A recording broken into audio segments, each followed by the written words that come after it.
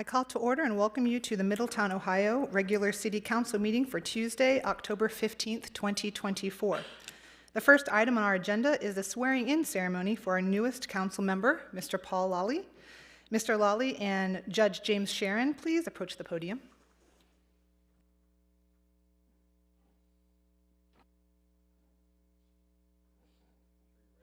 I'm ready. Not enough It's agony too late so now. far.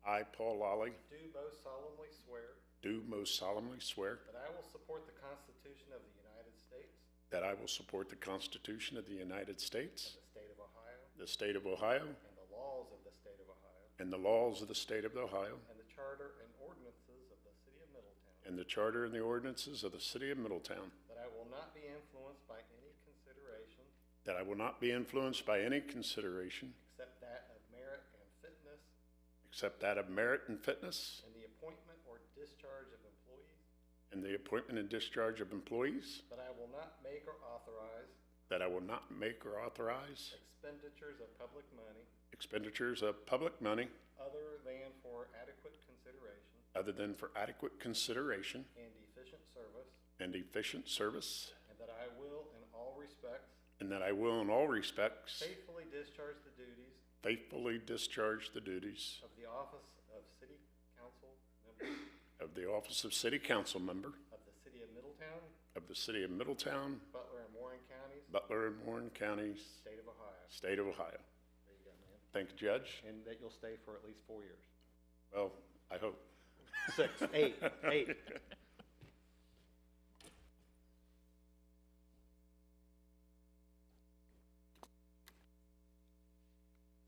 I was going to say that part. I did. You caught me off guard there. Not too many people do. Congratulations, Thank Paul. you, Judge.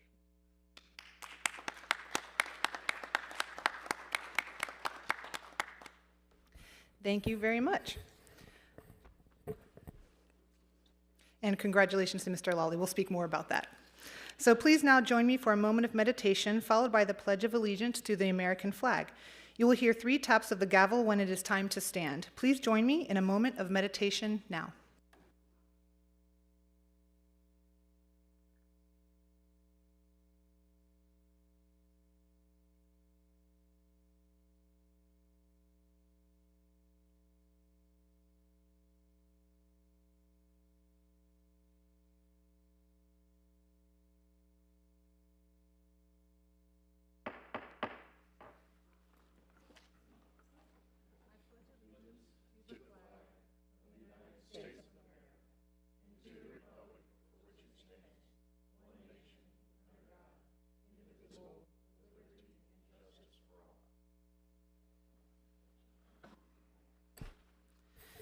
Thank you. Clerk of Council, Mrs. Amy Skank, please call the attendance roll.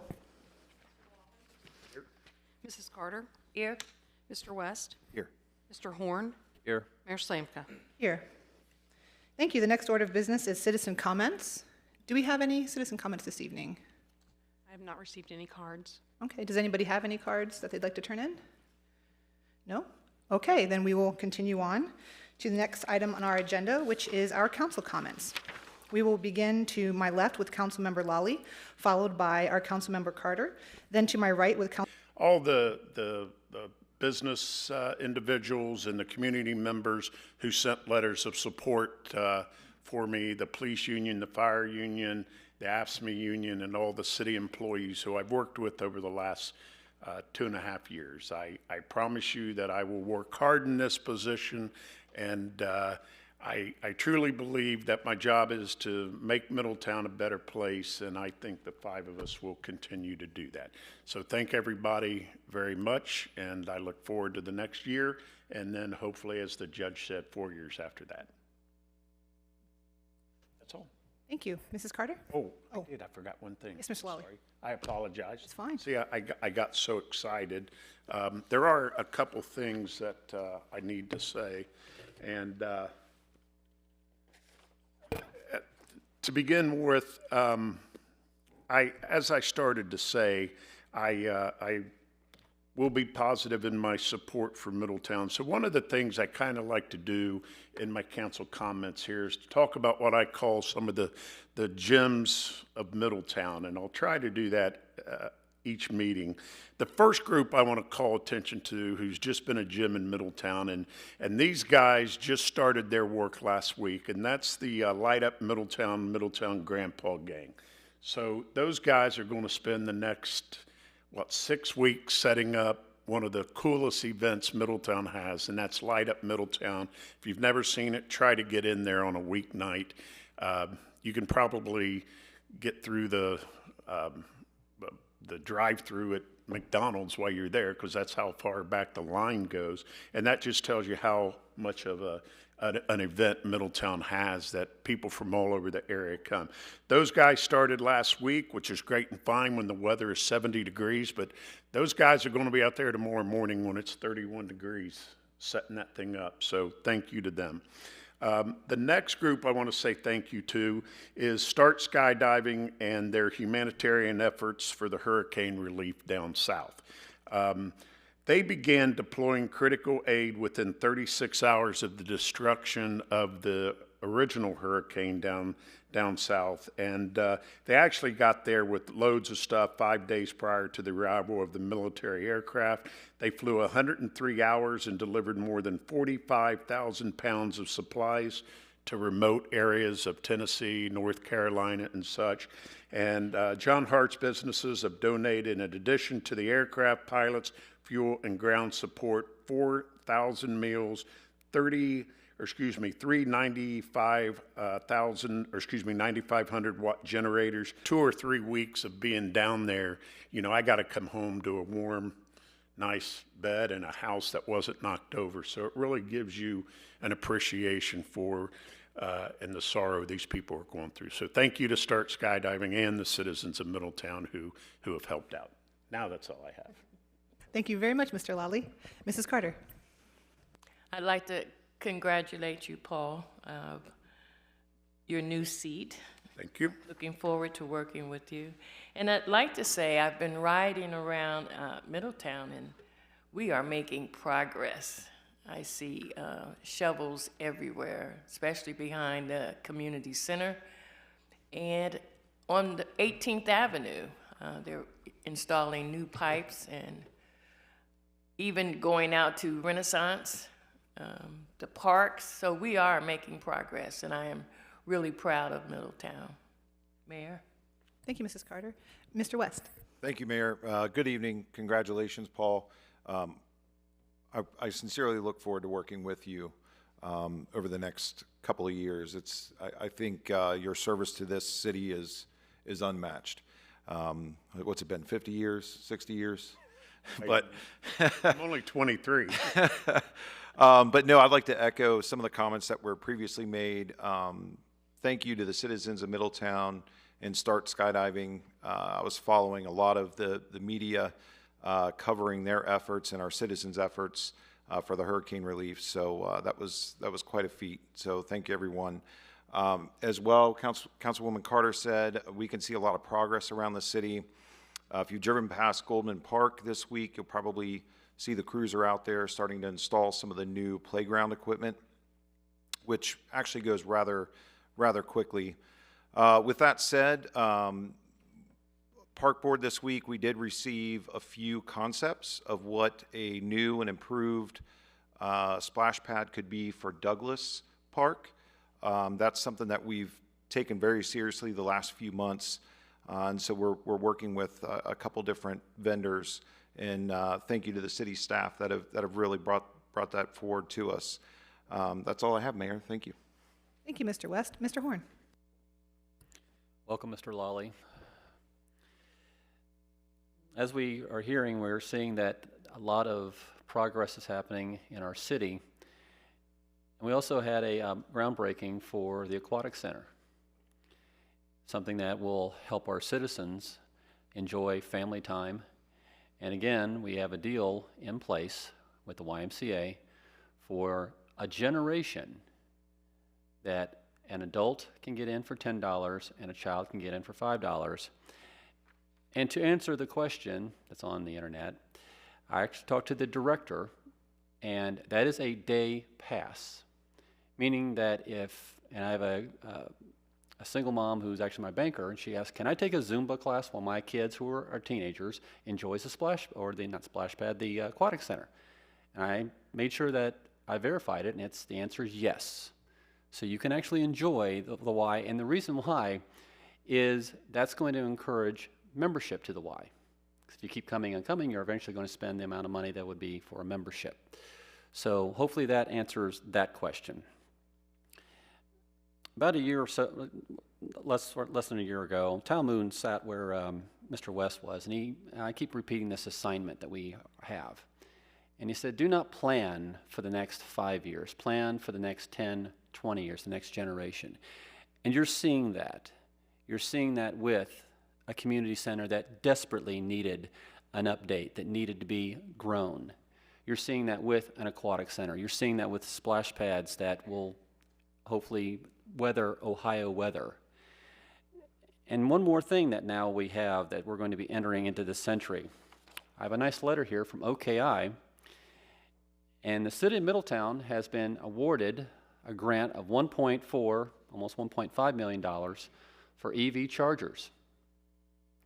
We're going to have them in the areas of Middletown, the city building, Jayco Park, Smith Park, and downtown Middletown area, probably in what I call the restaurant district. This is just one more step for us to show that we're serious for our current citizens and future citizens, which we need, that we are doing things for their future and their children's future. Also keep in mind, we are 3 weeks away. We all need to vote. It's going to be on council night that the voting will happen, but make sure you're registered and vote for the person and the policy that you want for the next 4 years, be it at local level, at the state level, or at the federal level. But that is your right, and you need to do that. Mayor? Thank you, Mr. Horn.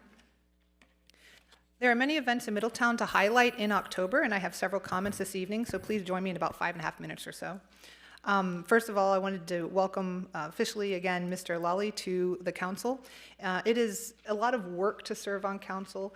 It's a lot of reading, preparation, and it's just a lot of time, and it's a great way to serve the public, and he's always stepped up to that challenge, and I'm very grateful.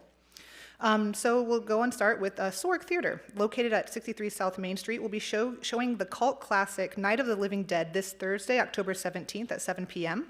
For more information, please visit thesorgoperahouse.org. This Friday, October 18th, is a South Main haunted walking tour leaving from the Windermere at 2 South Main Street beginning at 6 p.m. You will learn Middletown history while getting a dose of Halloween spookiness. For more information, please visit thewindermere.com.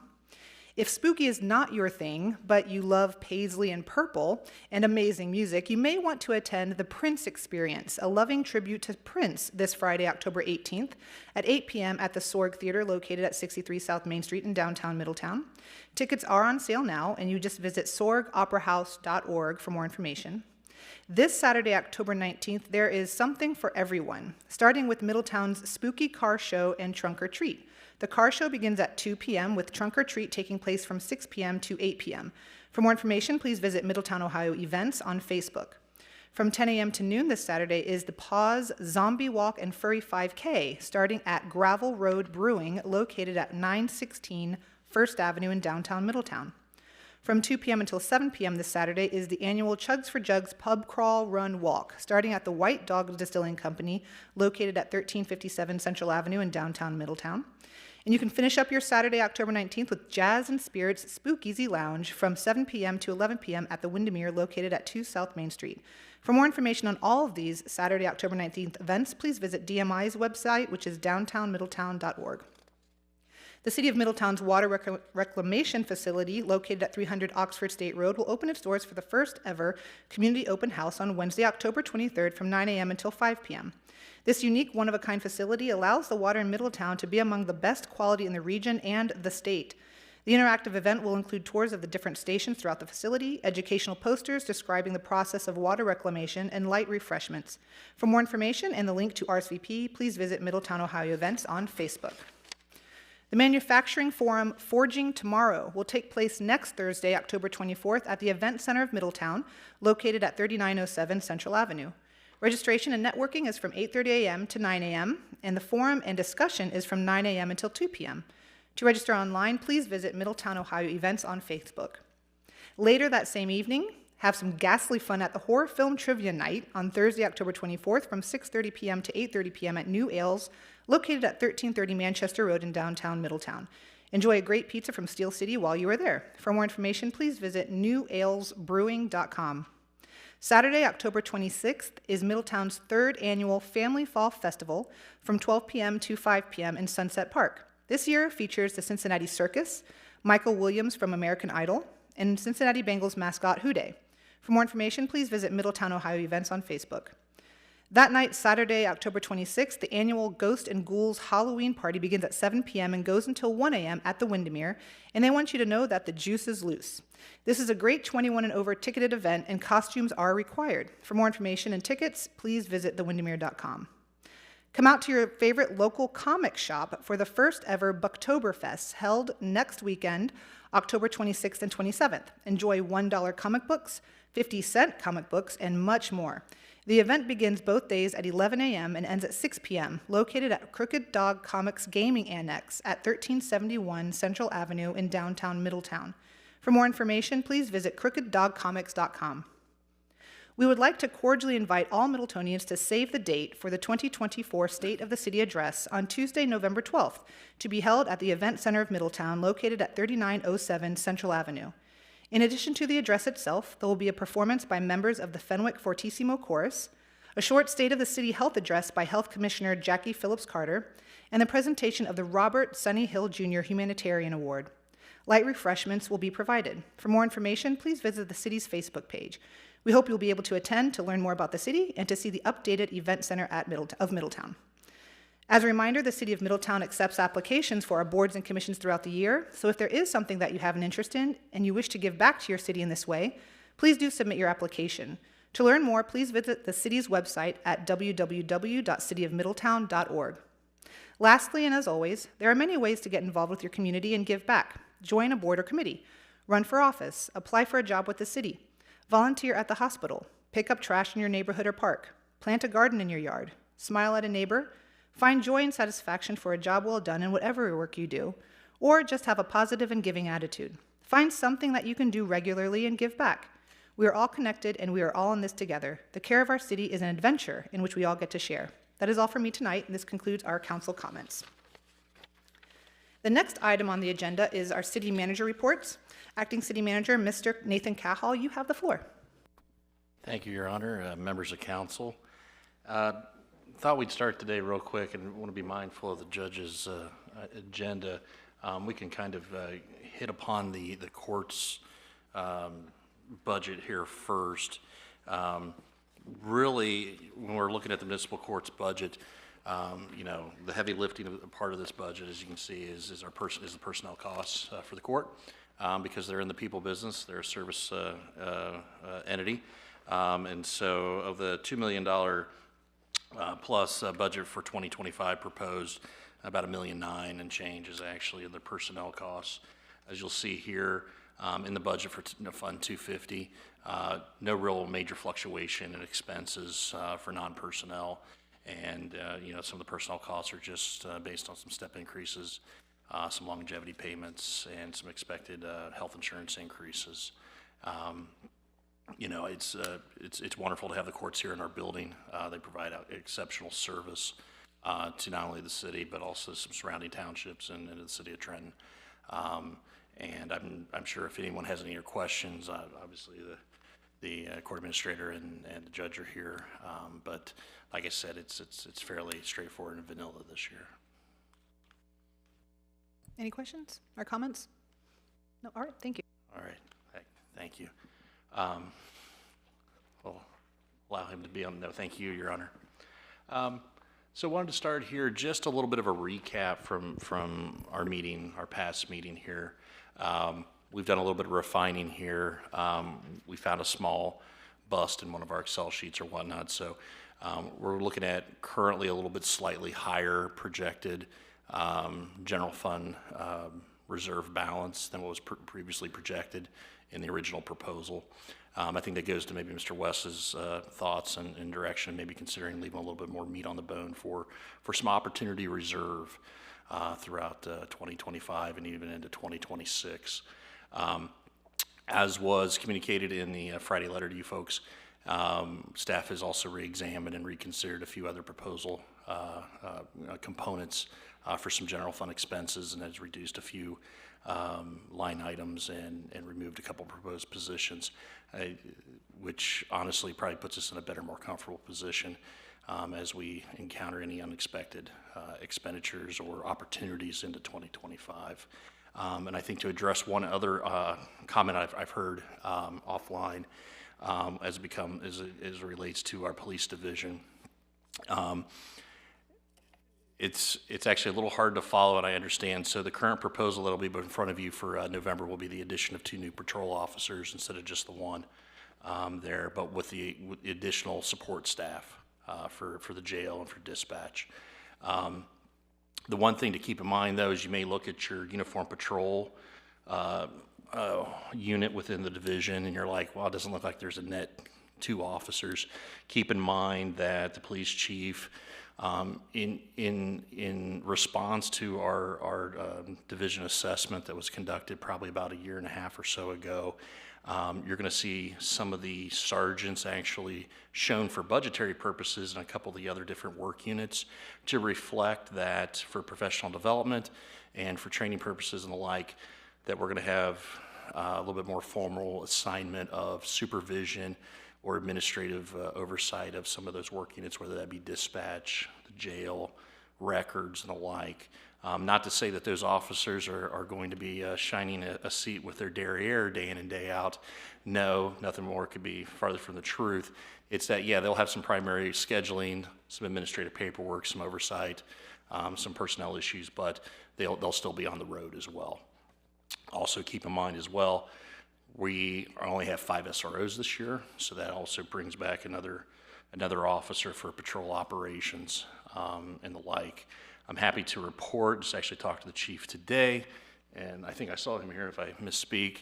Our next cadre of officers are coming out of the academy here towards the end of the month, or end of next month, and we'll be going into the FTO process, which looks as if, knock on wood, barring any resignations or retirements, we're only 1 sworn officer short of our budgeted allocation for 2024, which is a lot closer than we have traditionally been over the last probably 4 to 5 years.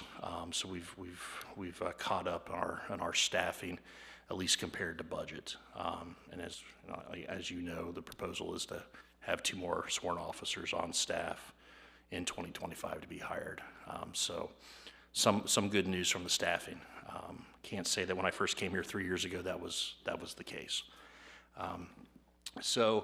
Other than that, just pause if there's any major questions, but we can get into the meat and potatoes of the non-general fund stuff unless I just had there's some one additional thoughts. Yes, sir. specific to Division of Police. Yes, sir. So with the kind of the shift that you're talking about, Yes, sir. are we still going to be okay on midnights, for example? When we look at how the numbers break down, I understand, for example, some of the sergeants will still be out on the road, as you said, but, I mean, would that still include, we would have enough coverage at those higher crime hours? Yeah, I would defer. Is the chief still here? Yeah, I'll defer to Chief Nelson on the specifics since he lives and breathes the schedule and makes those management decisions. He's better equipped to address that question.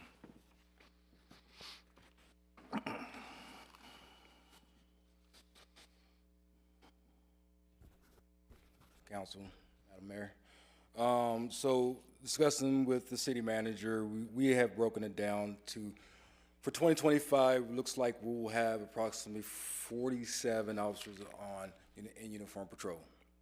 And that's living everything else the way it is. With our specialty assignments, we will have approximately 15 officers per shift. That should alleviate any overtime shortages that we have seen in the past, and alleviate any complaints that we've seen from our staff as far as staffing issues. City manager did, as stated in the budget, that we're adding an additional corrections officer as well as additional dispatcher, which was some of the complaints we received.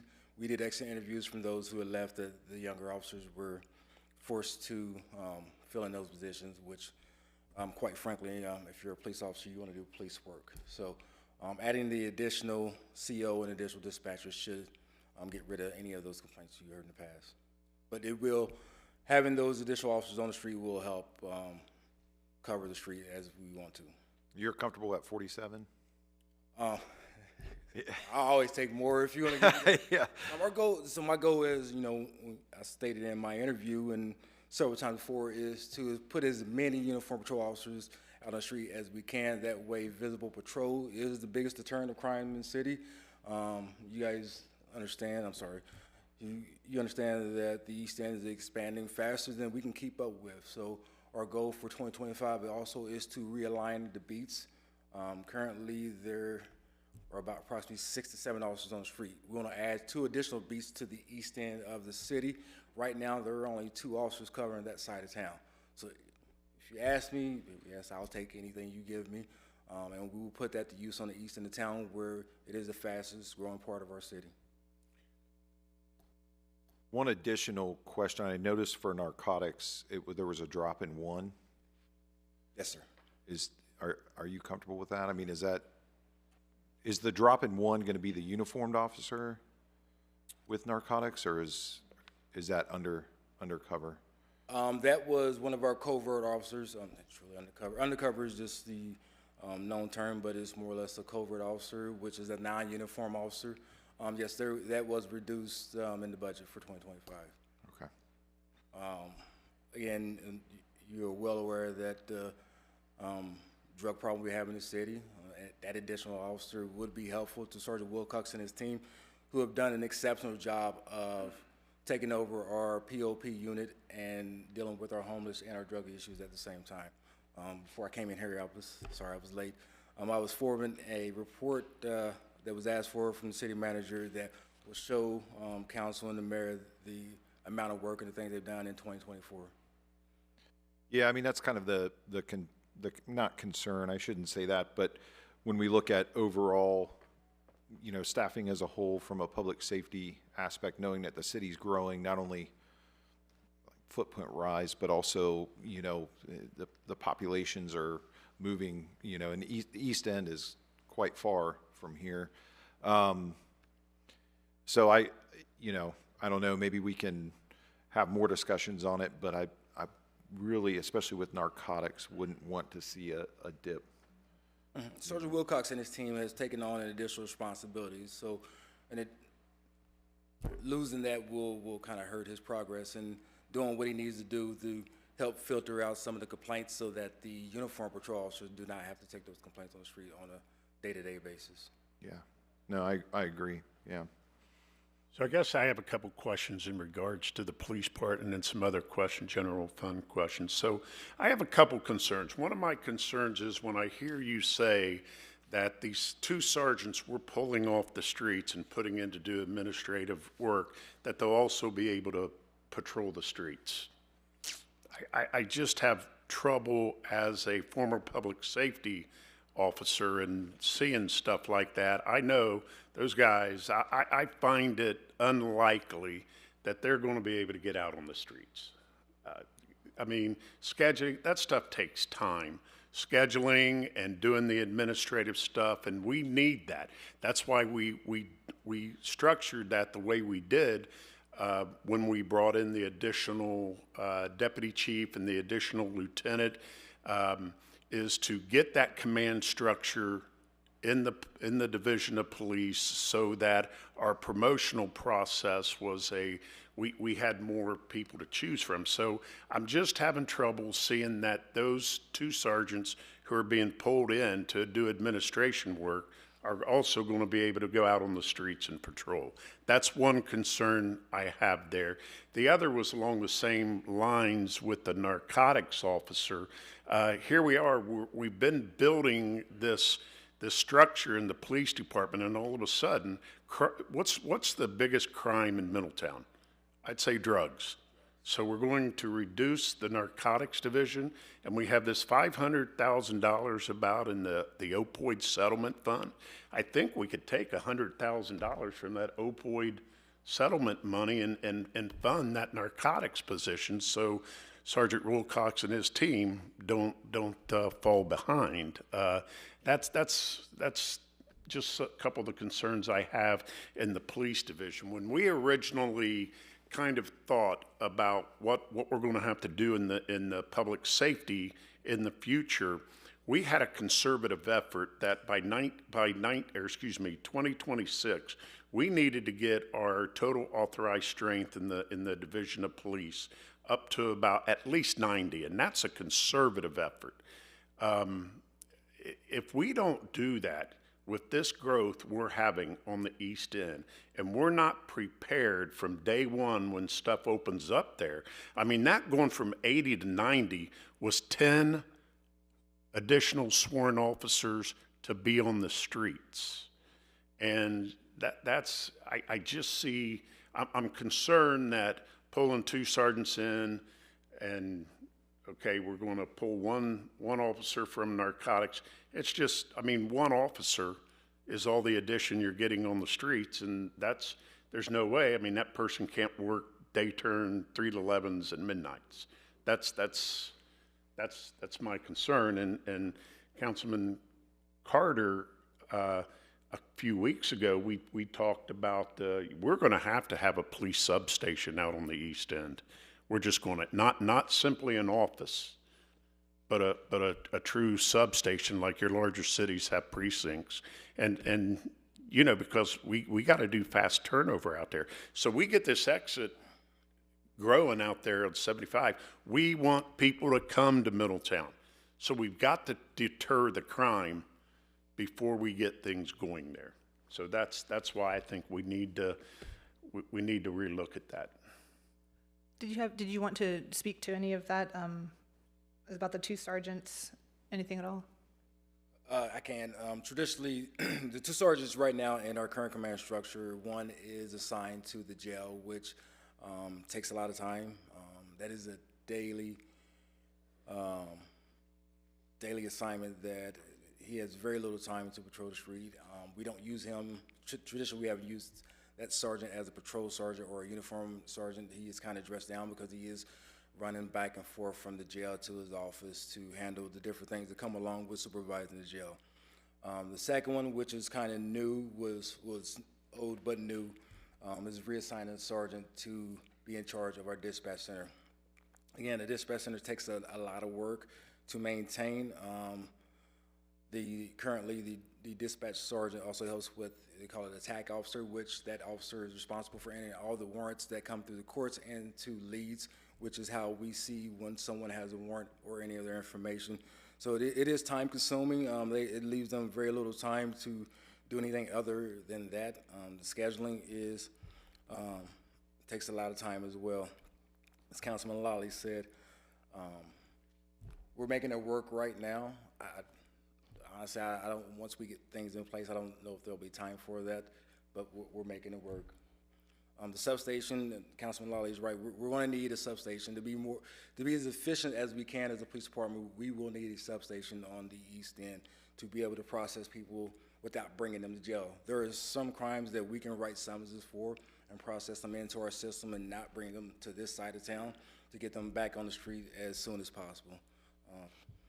The East End is expanding. It's long overdue for additional officers to be out there for safety reasons as well as visible patrol reasons, and to ensure our businesses on that side of town and our residents that there's a police officer out there at all times, or several police officers out there at all times.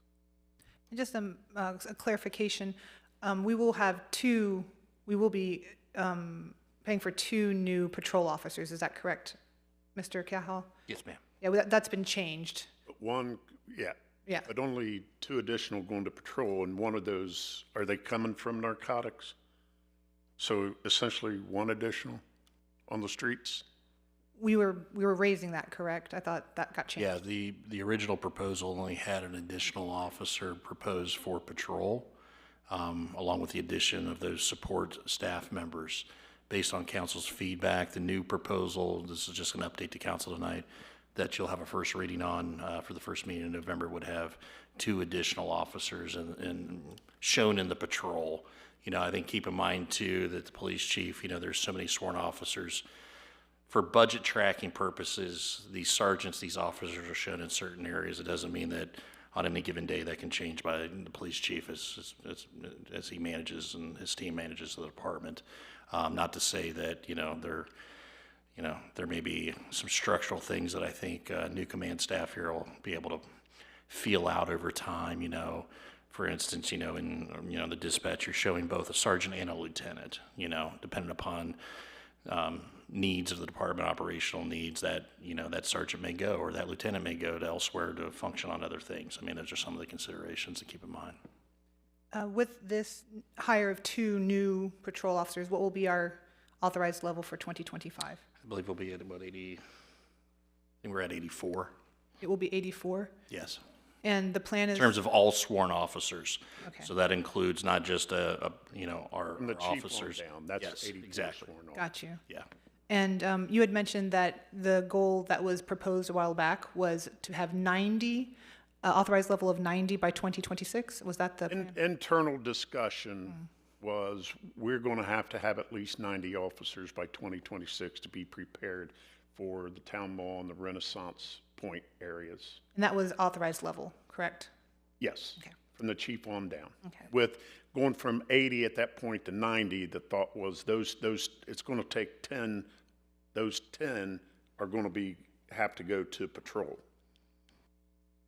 In other words, be on the street, not pulled in from or run out of the building Right. type thing. I believe that was the advice or the recommendation of the advisement management group, which done the assessment. If you go by the national standards, you should have, 110 sworn officers? Standards So of- that's, you can see we're still 20 short. Right.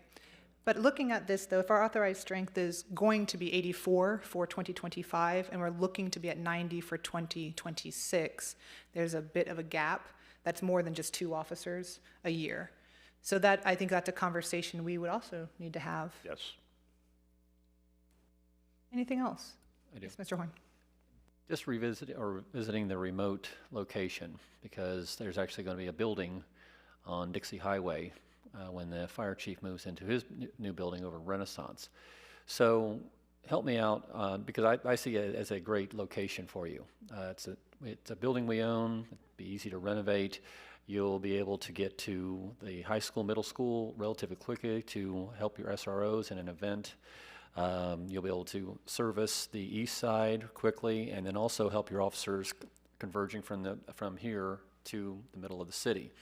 So I'm not trying to put you on the spot here, but what would that look like? Is that going to be a sergeant and 2 patrolmen assigned to that remote? How many people would you see on a remote that would work well in your experience? So I just had some preliminary discussions with city manager earlier this week about that, but ideally, it would be, you know, currently we have 2 sergeants assigned to a shift. Ideally, there would be a sergeant on the west side of town and a sergeant on the east side of town, and then once we add those 2 additional beats to the east end of town, it would look like 4 officers can go there, and instead of coming back to the side of town. Right. An additional sergeant. And like you said, that building could be converted where you could process just tickets or anything major. Then you can also, you know, transport them to downtown area, because the folks that keep going to Liberty Township, that I think Sheriff Jones, they said they had 150 incidences over 2 months of shoplifting. That's a business that comes out of Dayton, and they're driving right by our city. So we have to have something serious out there to deter them from stopping at our location, and maybe stop going to Liberty, but we can't stop that. So appreciate it. Chief, I had one more thing. I don't mean to put you on the spot, but with dispatch adding one additional FTE, looking down the road with upgrading their consoles, is there anything else we should plan for besides the additional one dispatcher? Obviously, the cost of the consoles. I mean, are there other things we can do as a council to help? Because that transition is probably going to be a little bit tricky, a little bit tough. Actually, so again, having a discussion with the city manager today, the new software that we're looking to institute in 2025 will be a major help, make us more efficient with our work. The current system is out of date.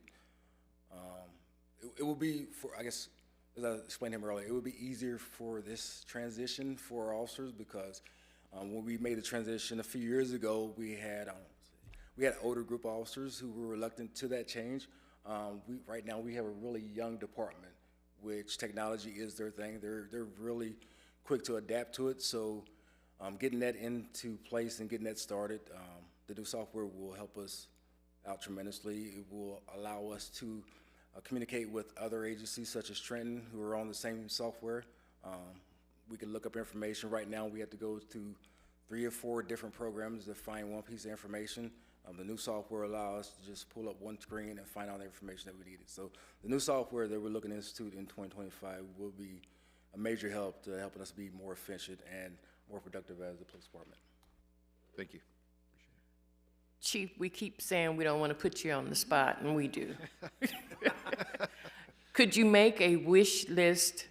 Because I see help employees that we hire, such as we have 2 new interns. Do we pay interns?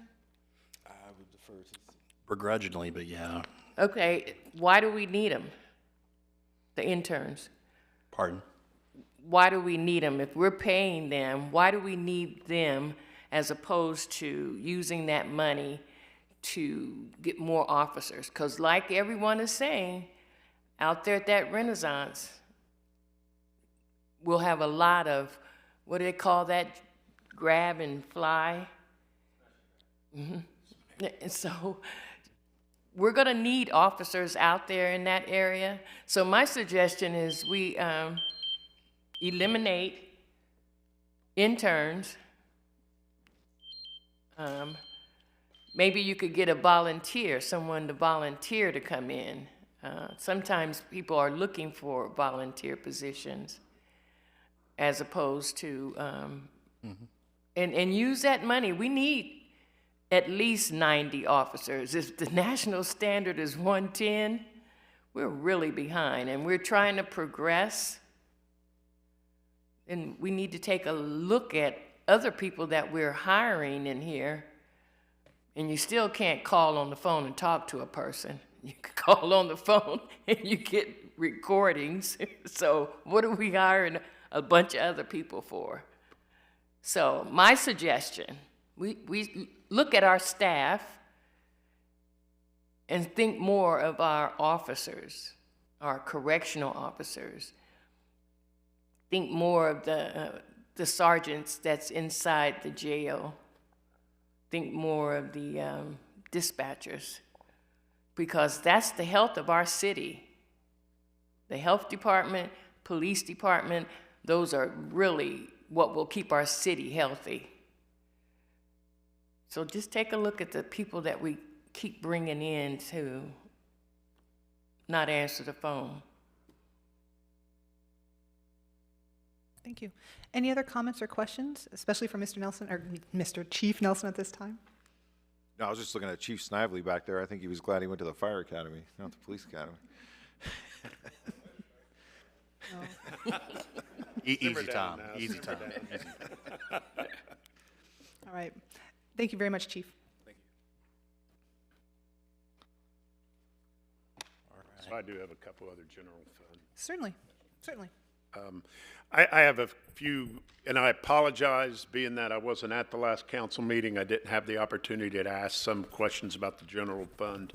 And the first question I have, I'm just curious, And I've always been curious how we, until late in the year, and I don't know, some of these questions I have, I fully understand. You might not have the answer tonight, and I'm okay with that. We've got, what, 3 weeks till the next meeting? In 2024, the projected general source revenue of the income tax you had at 20,395. Where are we at with the last monthly financial report? How close are we to that? Do we know? So right now, I actually, you may not have seen it yet because I'm not sure if we successfully got all your email up and going today. Finance just released the closeout of the August numbers. I'm trying to remember where we were on income tax. What? Yeah, we're a little north of 18 million collected through August. 18 million, so that's actually pretty good because we got a quarter and a month left. So the projection, my point is, Yeah, we're probably going to be above we're the on 20 track. million. We're on track to meet what our budgeted revenue number. Okay. Yeah. That's good to know. That's actually good. In the general fund source of revenue and the intergovernmental fund, I noticed there's a decrease we're projecting for 2025 of $316,000. And at first I was like, whoa, what happened there? I think I found it. Is most of that transferred into the opioid settlement fund? Some of that, I'll defer to staff on that one. The intergovernmental also accounts for things like the general, the local government fund stuff, which shouldn't fluctuate too much. Sometimes if we get any particular grants from the state, and I'm trying to think what would account for that. I get think that actually for when you. we get to the special funds, I think I found, Okay. I've seen it in there. That may very well be the in case. the opioid, it said transfer from intergovernmental like 200 and some odd thousand Yes, sir. dollars. But I just thought that 316,000 decrease was significant. And I'm Yeah. curious as to what the big source was. And in the miscellaneous fund, in the general fund source of revenue, I see a $200,000 increase. Do we know what caused that increase by chance? Sometimes, we'll have to research that. We have all the notes on the revenue side of life. Sometimes it could be something as interesting as a refund, Okay, so it could be just a one. property tax challenge that, Okay, okay. okay, adjustment there. So like, for instance, let's say, where it's the city or maybe the school district, they're challenging some sort of tax value, and 2 years later, we get some miscellaneous income or something, who knows? Then can you get for us sometime in the next few days, how much we get in annually for the telephone franchise fees and then the cable television fees? And the reason I ask that is because a group has come forward and asked for some funding they want to start televising local high school football games, and I think Yes. they might have. Yes, I maybe talked to said that something to you gentleman. about that, and they said in the past that those funds there funded TV Middletown, and I know some people might cringe at that, but if I think it'd be a cool thing if they did start to televise high school football, basketball games, get back a little bit into that, into some community spirit, that if those funds are still there and not earmarked for anything specifically, we may be able to do some support there. Yeah, we can If get you- you, if- we can get you that exact number. I know I talked to that gentleman. He was going off maybe historical records, and then I think the phenomenon of streaming services has hit, because that revenue has dwindled year after year for some time. Okay. And then my next question is this, in the budget, the deputy clerk position, am I looking at that? That'll cost about $95,000, salary, benefits, everything? That's probably pretty close and accurate, yeah. All right. And then the other thing, the position, are we hiring an administrative assistant in law or an additional paralegal? It's deemed as an assistant. An administrative assistant, After okay. discussions with the law director and Okay. his staff. I knew we had talked about a paralegal, and then I've seen it titled as an administrative assistant, so I was curious about that. And then the 3 additional park maintenance positions, I think I calculated that that's going to add about $130,000. I don't know, Sam, or if you ballpark salary and benefits, if I'm Probably calculating closer to those. about 225, 230. What's that? About 230-ish, probably. Okay, then I missed, oh, that's just salary. You're Yeah, right. you I'm got all the sorry. benefits That and is just salary. Okay. Yeah, the thought behind this is that we're actually investing in our parks and some public grounds, and gosh darn it, we're going to take care of our stuff too. You know, it's only the right thing to do. Thank you. That's all I had. Thank you, Mayor. Those are easy. Certainly, thank you. And one of the things I did want to talk about, probably in new business, was the possibility of having like a work session for council to talk about the budget. Not right now, but to give us some time to look over everything. So that's something we'll talk about in new business. All right, thank you very much. So we're doing kind of the presentation on the budget a little differently. I think if council may remember, for whatever reasons, variety of reasons, we did kind of everything but public safety, and then we had a sidecar public safety just to focus on police and fire ops. Trying to maybe change it up this year, not trying, we are, and that we focus on the general fund, which, as you all know, is the meat and potatoes of a lot of our day-to-day operations. Tonight we delve into some of our special revenue funds, and we're not going to highlight each and every fund tonight because some of them are, you know, they are what they are, or there's not a lot of movement, and they're very specialized as to what can be funded in and out of them, like some of our debt service funds and the like. But we want to highlight some of the major funds that are non-GF. So we're going to here tonight talking about, you know, our health fund. We did mention the court's operations, our capital funds for water, sewer, streets, and the like, as well as you know, the airport's operations, our internal service funds, so our garage fund, but also our employee benefit fund, our health insurance fund. Since we're self-funded, that's very important. And to highlight some things as you all are trying to balance and, you know, understand that if you pull one lever here, one may have to go back up over here as you're trying to balance things. And I think it dovetails well into some of the discussion we just had about the police division and operations, because, you know, we have some decisions to make, obviously. So our 2025 capital projects, as you'll see here on your screen, we're looking at a capital program just out of our general capital fund. So this does not include any water, sanitary sewer, storm sewer, or anything of the like. We're looking at an $11.1 million program for next year. What you'll see is that for the city standpoint, we're putting just a little over about, we'll call it about 15% in, and leveraging funding from third-party sources. So as Mr. Horn mentioned earlier, you'll see there's EV charging stations at $1.5 million. We have a $7.4 million coming in for local paving. That's a combination of OPWC or ODOT dollars along with proceeds from the paving levy. So those are going to be utilized instead of doing it as we traditionally did before that levy was passed, thankfully, just out of our capital improvement fund. And you'll also see some leveraging for traffic signal upgrades, some buildings, parks, and the like. So we're going on the right path. We're not coming before you saying, hey, we're going to cut all of our capital spend in half. We've managed things, I think, fairly well over the last several years, and we've put ourselves on a sustainable trajectory. And also our public works staff and other business units have been very successful in garnering, you know, third-party dollars, grants, and the like, which has been very helpful. The sewer fund, that's Fund 495. Another tale of the tape is that we're putting in a fraction of the overall spend.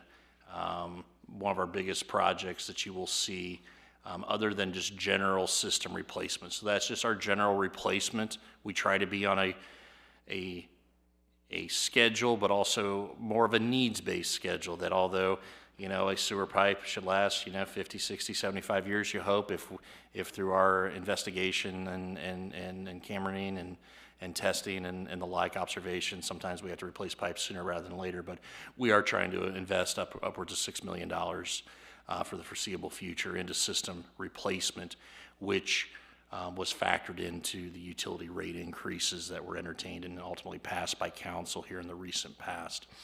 The biggest item there for next year is a secondary aeration system for the sewer treatment plant.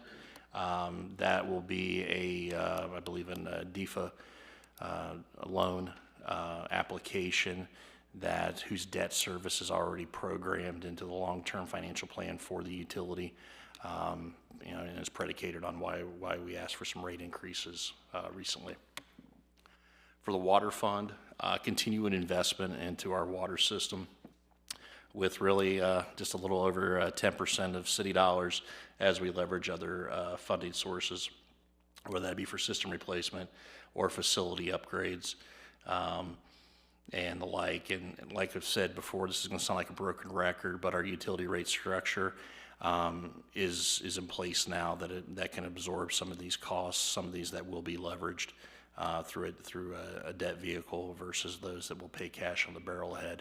But this, just to give council a perspective, this allows us to probably get about, when I parachuted in here 3 years ago, I and the deputy public works director, we finalized a 10-year capital plan for water, for sewer, for a variety of our capital needs. I'm happy to say that we're probably, with some creative grant leveraging and DEFA loans, and also a realignment of our utility rate structure, we're probably about 3 years ahead of where we thought we would be. So that's really good news, and trying to get ahead of inflation. Storm sewer, the storm sewer fund, not as a great story. That's all local dollars, but remember, we do collect some fees for the stormwater charges, but we're trying to stay ahead of things. But sometimes we get a little behind on storm sewer, but that's going to be a new focus, probably starting into 26 and 27's fiscal cycles. I think what's important is you're looking at the city's water operating fund. So we went from capital. Now this is the portion of the bill that goes towards just our operations. So this is what it costs to treat water, to distribute it or transmit it across the city, to distribute it, and to maintain all those lines and appurtenances. What you'll see here is some organic growth to our revenues. So we're projecting for 2025 $1.5 million increase in our water revenue, operating revenues, which was a result of those utility rate changes. Now, correspondingly, we're looking at about a $700,000 or $800,000 increase, $700,000 increase in our expenditures for operating the system. Now, some of that is driven by just inflation and some other things we're looking at. But the good news is that we're still on solid footing prior to having to program any expenditures for any new debt issuances, that we're still in the black on an operating basis by about $500,000. The exhibit down there, out of curiosity, just shows the split of all those operating expenses. Where do those go? So, water treatment is about a third. The cost of running the water treatment plant is about a third of our operating costs. Maintenance is just a little under 20%. As you'll see here, debt service is very minuscule. And I say that because usually a public utility, water or sewer, is sometimes carrying upwards of 20-25% of their cost for debt service. You see that it's very low. Now, with it being very low, it also has limited what we can do in terms of system replacement. So we're playing catch up. And that was what the rate increases were predicated on. There is administrative cost and support, along with the transfer out of the system for both capital and administrative costs. The sewer operating fund is really along the same lines, just because we are projecting for some increases in a few expenditures for particular purposes.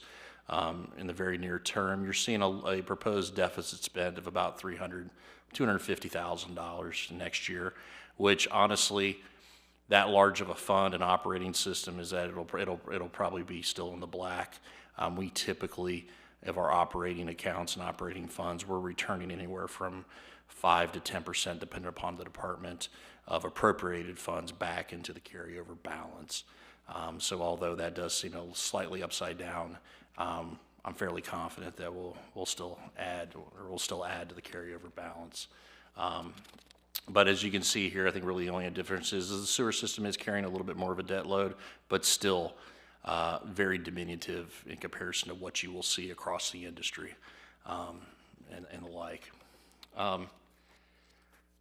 The employee benefit fund, so as council knows, we are self-funded. We provide a self-funded health insurance program for our employees and their spouses and dependents. And we are looking at a cost share of this year. We are expecting about a 5% premium increase is what we are projecting. We'll know here in the next coming weeks. The city has proposed, city management has proposed that the city increase its contribution towards premiums as the employer by 3.5%. And then for the first time in 7 years, ask our employees to raise their premiums by 3.5%. And I want to say that again, 7 years. I believe, run a really good plan along with our consultants. We have a very involved healthcare committee made up of our employees. They're representatives from all of our work groups that take their work very seriously, are promoting wellness, wellness habits, and preventative maintenance or preventative medicine to their colleagues, and trying to educate them about the utilization of their health benefits. And we have been running slightly better than the actuaries out there in the world would think we would. We're going to, the proposal is we'll dip slightly into the funds balance and see how we weather 2025, but we look to be in a pretty good spot. And like I said, our plan runs very well compared to our peers and similar sized employers that are self-insured. This is really the rundown then this is kind of a summary sheet, and we want to spend a little bit of time on this exhibit. Like I said, there's so many funds there, it's like, where do you start? But this really just shows our expenditures for 24, those are budgeted, versus what is proposed for 25. And you're seeing across the board about an 11% increase just in these selected funds. I think the biggest thing that you'll see, let's start from the bottom and make our way up. The garage fund, we have expended a decent amount of money this last probably 12 to 18 months, getting caught up. So 2025 is not seen as robust in purchasing of certain things that have been larger cost drivers. The airport fund, this is the airport operating room fund. This is Fund 525. You're seeing a proposed increase of 22%. That is predicated largely by two things. Number one, the revised budget proposal that you'll see will eliminate the general fund transfer to the airport for the first time in quite some time. We are getting close to operating this airport operationally break even. And that's a testament to our staff and to our partners out there to try to make it work much better than it has for quite some time. The other thing is that we were a beneficiary of a property tax appeal, and so there has been a sizable deposit back into the airport fund that had been paying property taxes.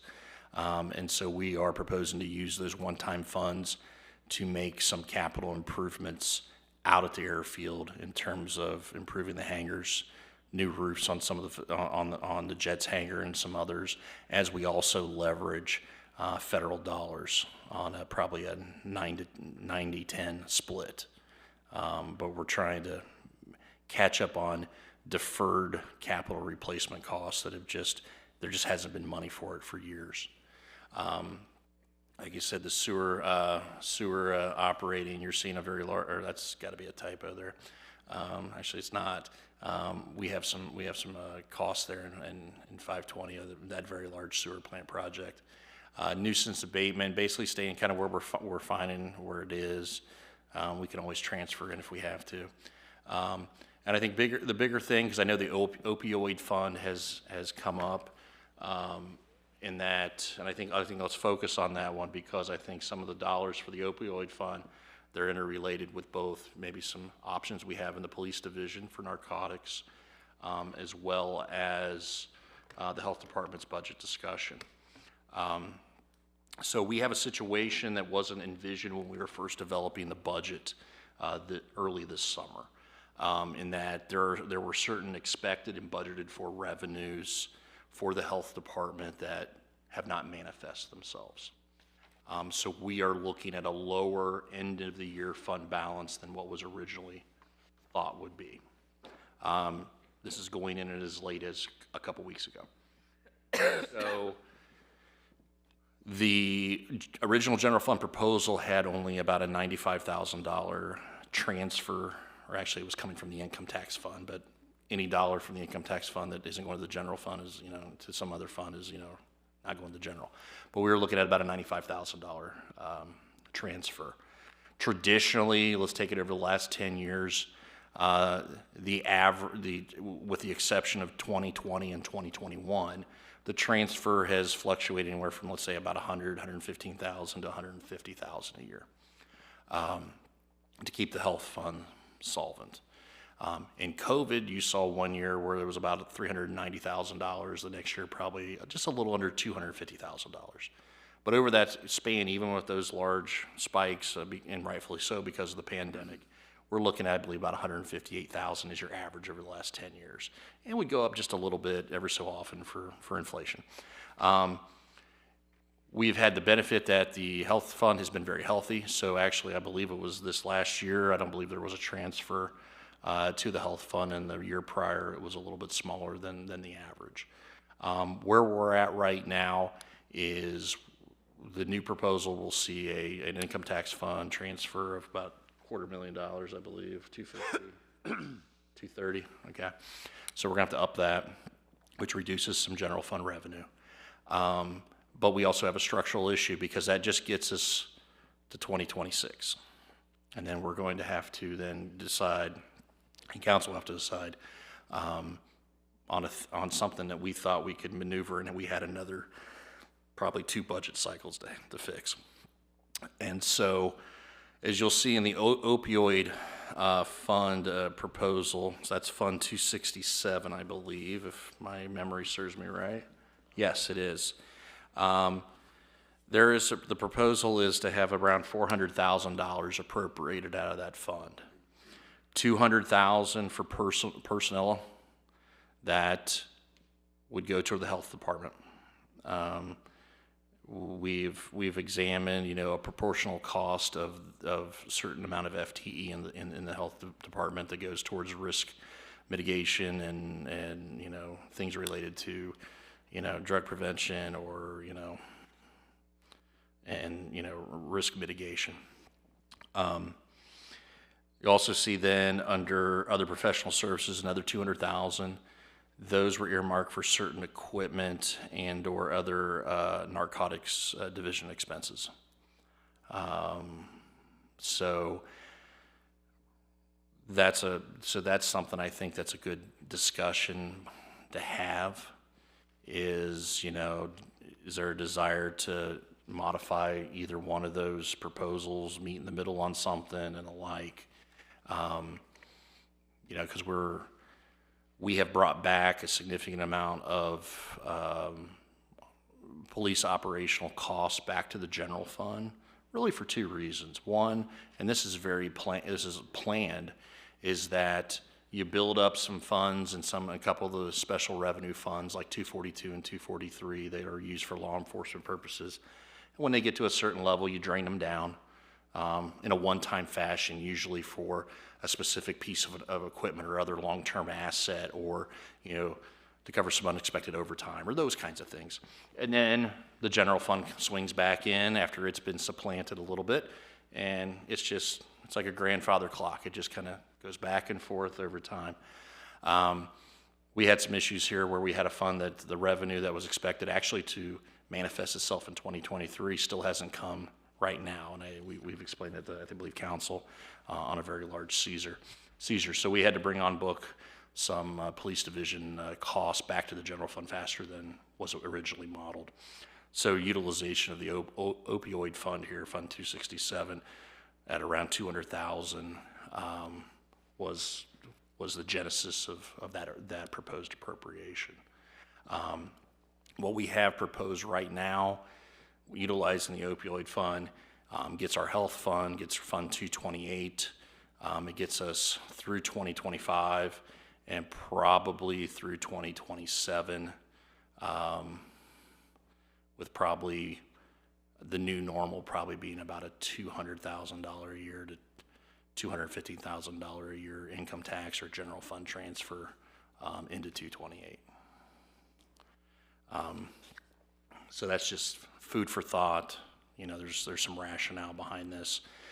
There is one thing I also failed to mention in that there is, and the judge and administrator just left, but a little while ago, there is a provision in the budget for working jointly with our Public Works Division and the courts for funding for community service projects for sentenced individuals that may have community service as part of their sentence. We're going to be working that out, and hopefully we can figure out a really efficient way of running that program. But all in all, the only other thing I can say here is that we didn't touch upon some of our debt or TIF funds, because really those are all spoken for, in that for most of them, the revenue is there to pay bonds that have already been issued, and those are all coming in. I can attest to you, they are all coming in at or above debt service needs, so there's no need for any transfers or the like. The other good thing is that in consultation with our municipal advisor, finance director, myself, we have proposed appropriations in a few TIF funds that actually do not have any debt service needs, that are still bringing in revenues, that will allow us, when we do roll the notes on the Renaissance Point project in the spring and also on the town mall, that we can actually buy down principal, further reducing our holding costs for the Renaissance Point project until we bond that out fully, probably late next year is the hope. And as we hold the mall property, that'll reduce our carrying costs. Probably we're looking at a principal buy down in aggregate of probably, I believe, about $1.5 million to $2 million, just depending upon how revenues come in the first half of 2025. With that, I'm more than happy to answer any questions and gather your folks' feedback so we can have some clear direction on how you want to handle some things. I had a question just regarding the revenue that has not come in since 2023. Do you have any idea when that will come in for the police? No clue. I mean, it's related to a seizure of a court case. We're determining whether or not we're eventually going to get that. All indications probably 18 months ago was that, hey, this will come, and it hasn't yet. So we're still trying to find out why that is. But you know, it was a $600,000 revenue coming to the police division. So I and the finance director have had our hair on fire through most of the year trying to move some things around so that we balance. So I have a couple questions. So with the health department, I'm looking at a $300,000 free fall here, because I'm seeing revenue versus expenditures. So the opioid could take care of that, but that still leaves you with $100,000 that we could put back to narcotics.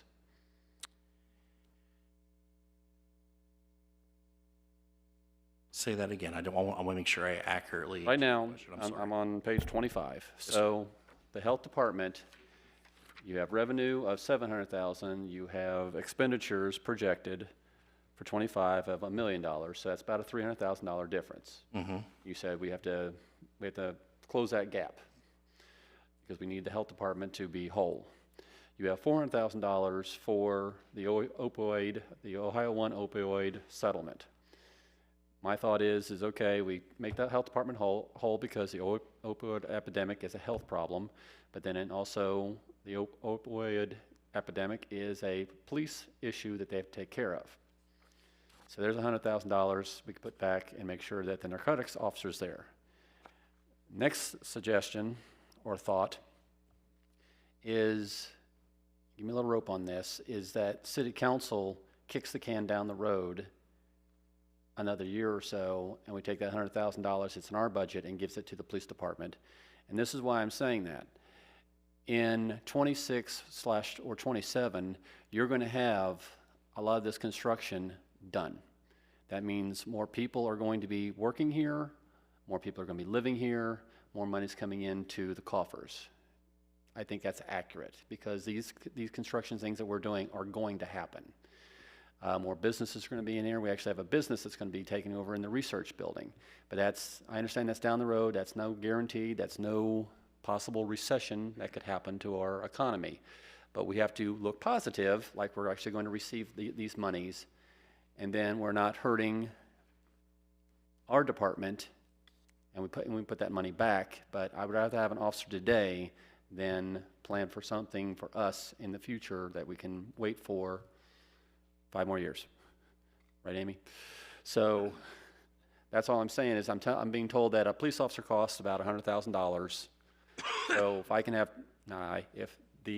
all of us can collectively find $200,000, one for narcotics and one for another uniform, I think that's a better thing to do today.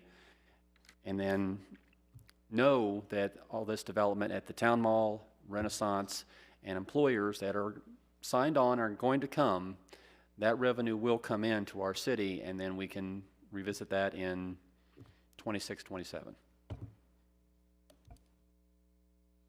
I wanted to know, how much was the opiate rebate? So we have to date, I believe, we have about a little under 500 in there. I believe it's on page 69. Yeah, I gotta look at this here.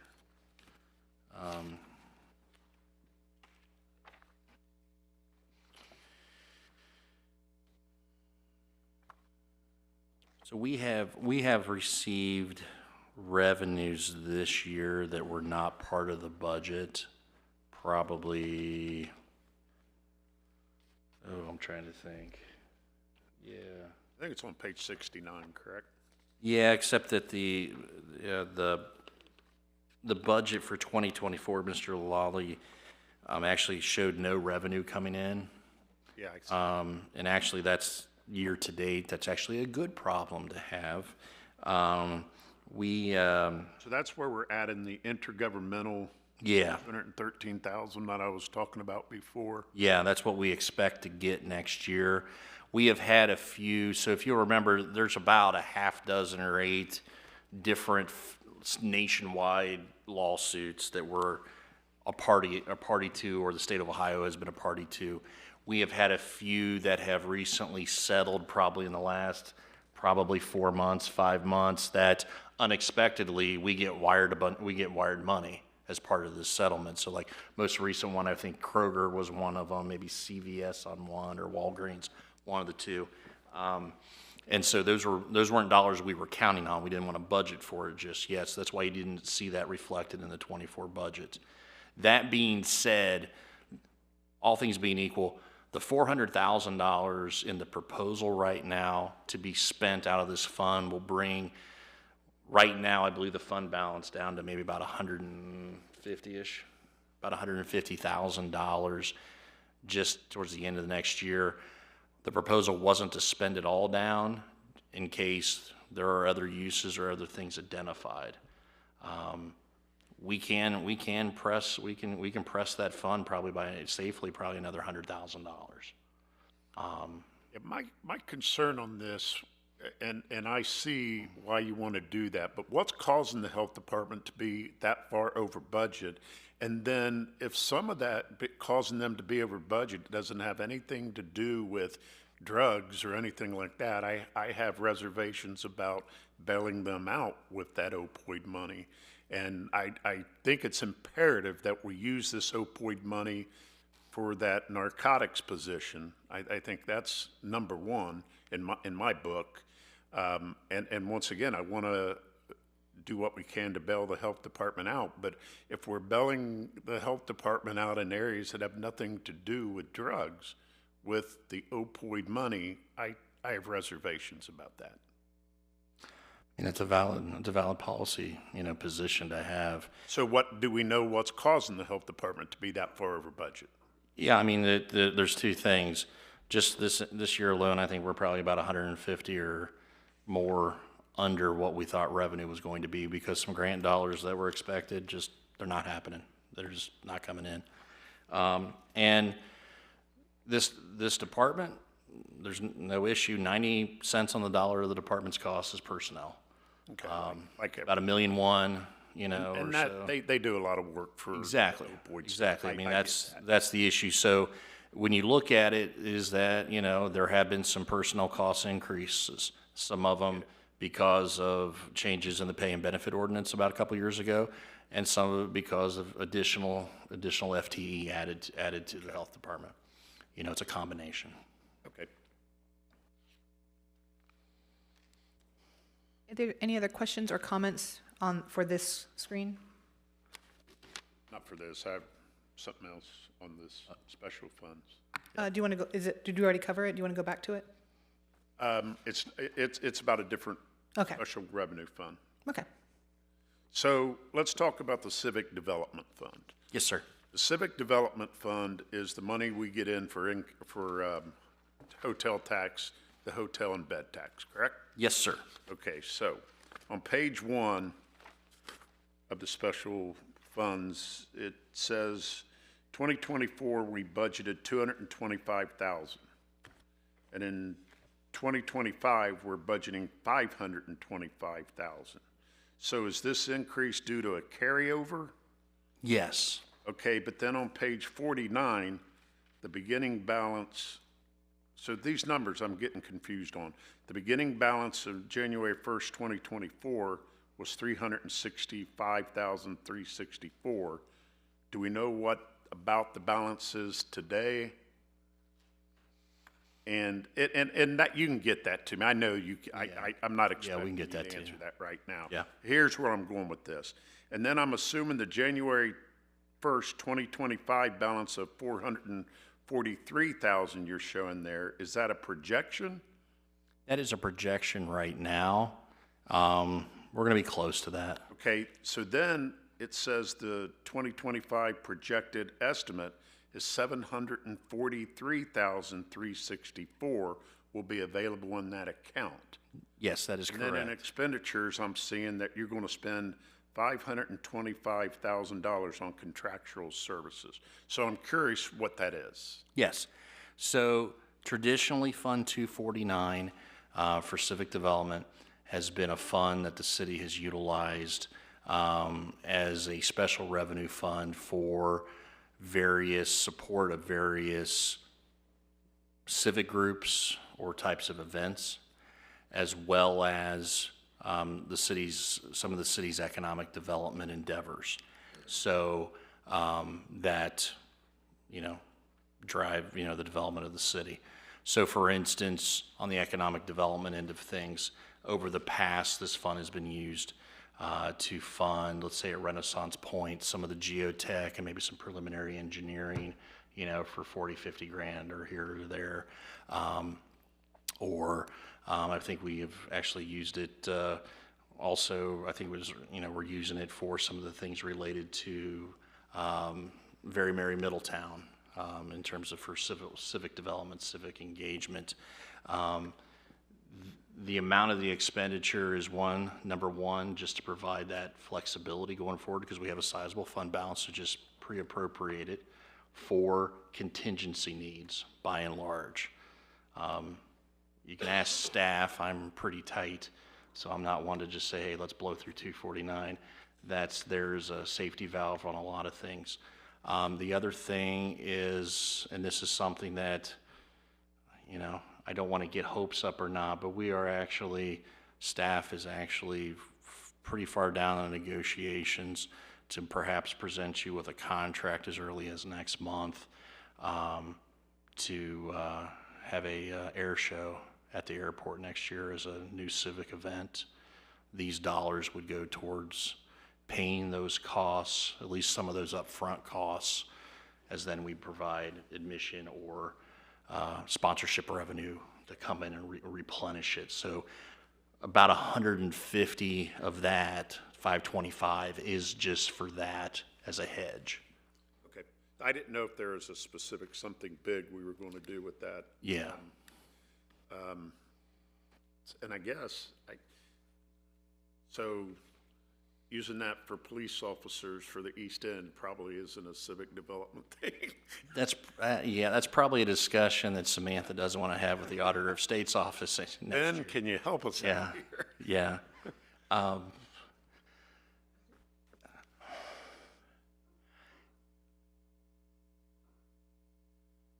don't know, it's Sounds good to me. a thought.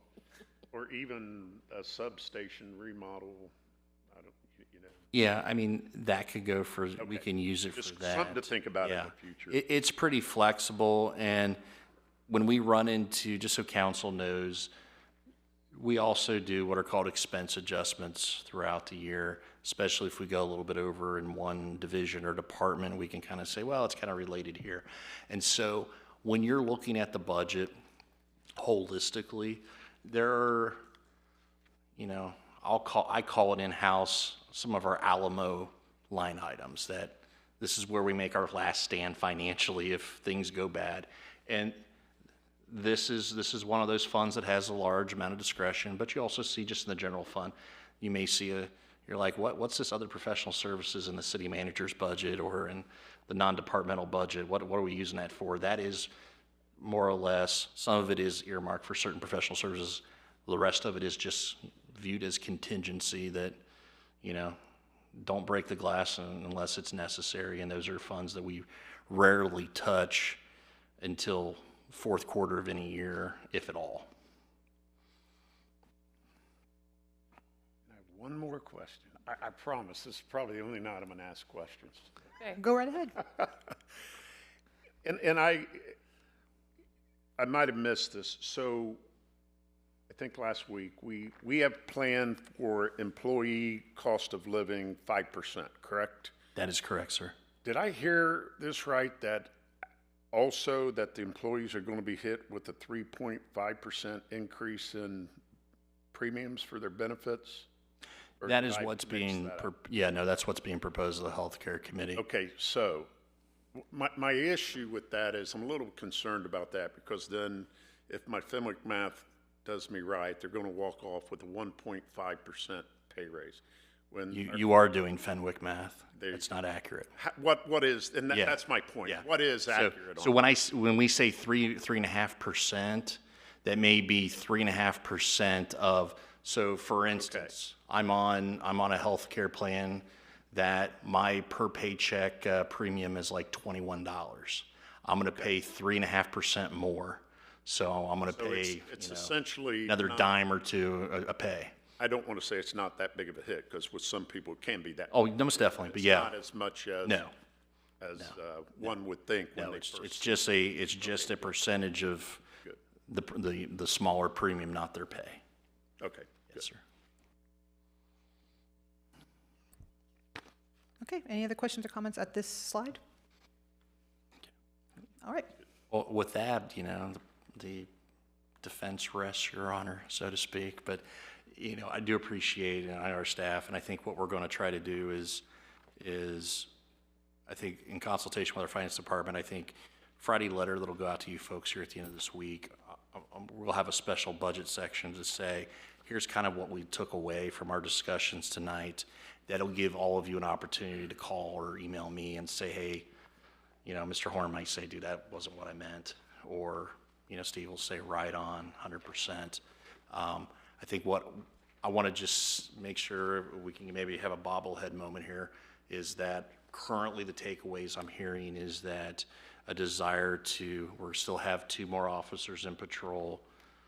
Police chief and I will kind of maybe provide a little more clarity on how things will be divvied up from a supervisory role of some of those business units. You want to explore replenishing above and beyond the police chief's initial budget request to replenish 1 more additional officer in the narcotics unit. Is that correct? Okay.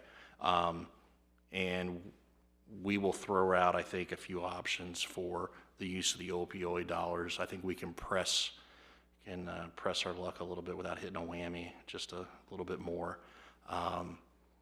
And just try to give you a rundown of some of those revenues too. I think to Mr. Lawley's questions on some of the revenues, we'll give you some clarification there. And I think what we can do then is send that out and then just await any feedback that you may have individually. We can kind of figure out, how best to move forward for the first meeting in November. If that works. That sounds good. Okay. Thank you. Thank you. Okay, did you have another item on the Oh, city manager's report? yes, I guess we do. Thank you. Certainly. So as we do annually, just want to give a highlight of the proposed amendments and modifications to the pay and benefit ordinance. So this pay and benefit ordinance, council knows, but those folks that may be in the audience or viewing from home, this is basically our ordinance that covers our pay ranges, some of our work rules, job classifications, whether certain positions are classified, underclassified, exempt, non-exempt. And we do an annual review of this ordinance and propose any modifications. It's because there's certain things that come up throughout the year that we may have positions that have been merged or, not on paper, but, the work has changed or the scope of positions have changed, or there's maybe eliminations of certain job classifications, adjustments to salary ranges, or certain changes that we see maybe in federal or state law or jurisprudence that says, hey, maybe we need to change some of our policies in this ordinance.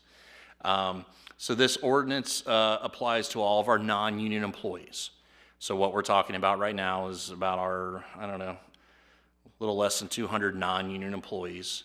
And traditionally, the Department of Health, along with the municipal court, they typically adopt the same PBO standards.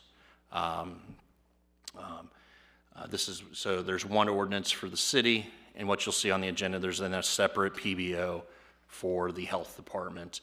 The courts, they handle that by a court order. Judge Sharon usually, after this is passed, sends a court order changing their work rules and salaries and everything accordingly. One of the biggest thing here, as Mr. Law hit upon, is the proposal of a 5% COLA for our workforce. This is something that we've looked at extensively as a management team. We thought that when the original PBO changes with the salary study that was commenced about 2 years ago, we were going to be on a good glide path. Inflation outpaced us just slightly, but we believe this is a corrective measure that gets us back into a competitive realm for our employee work positions, and is budgeted not only in the general fund, but also in our various other special and capital and enterprise funds across the board. There's a proposal to add 2 new titles in the PBO, one being the water reclamation assistant lab analyst, and then also the assistant manager position. It's a reclassification. The idea under the assistant lab analyst is that there are funds to fund this in the sewer fund, and we have a situation where for succession planning, we want to bring on, we only have one lab analyst right now that does our daily and weekly lab testing and reports that to the EPA and everyone else. And so for good succession planning, we want to bring in somebody on a full-time basis, train them up, and allows for a promotional opportunity once we'll have that opening, which then provides us the option to leaving that either refilled or leaving it vacant when it's not necessary. Removing 2 positions in title, the Development Services Director and Assistant Director categorization, and the Economic Development Director and Assistant Director classifications, since those various departments merged into one, and we added new job classifications.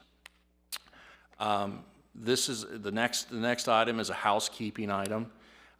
This is something that is just to hedge against wage compression, because no matter what Chief Nelson says, everyone wants to be the police chief. You want to aspire to be the police chief. There's no headaches at all. It's a stress-free job.